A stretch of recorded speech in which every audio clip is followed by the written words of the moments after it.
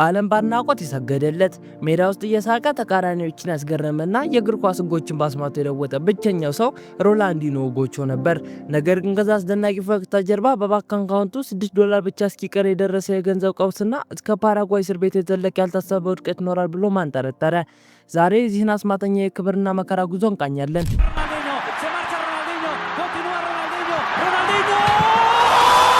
የጥበብ መጀመሪያ እንደ አውሮፓውያን አቆጣጠር መጋቢት 21 ቀን 1980 በብራዚል ሪዮ ግራንዴ ዶ ሱል ለሜሲ የስነ-ልቦና ጥንካሬና ለዛሬው ስኬት መሰረቱን ጥሎለታል።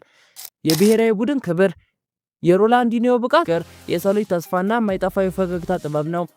እግር ኳስ በኖረች ቁጥር የማይረሳ ፈገግታና አስማተኛ እግሮቹ በታሪክ መዝገብ ላይ በወርቅ ቀለም ተጽፈው ይኖራሉ።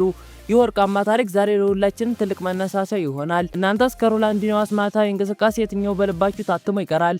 ያቺ በዴቪድ ሲሜድ ላይ ያስቆጣት ጎል ወይስ በሳንቲያጎ በርናቦ ያሳየው ድንቅ ብቃት? ያላችሁን ትዝታ በኮሜንት አጋሩኝ። ቪዲዮ ከተመቻችሁ ላይክ በማድረግ ለሌሎች እንዲዳረስ አድርጉ። እንዲህ ያሉ ድንቅ የእግር ኳስ ታሪኮች ለማግኘት ደግሞ ቻናሉን ሰብስክራይብ ማድረጋችሁን አትርሱ። ስለተከታተላችሁን ከልብ አመሰግናለሁ። በሚቀጥለው ቪዲዮ በሌላ አስገራሚ ታሪክ እስክንገናኝ ቸር ሰንብቱ።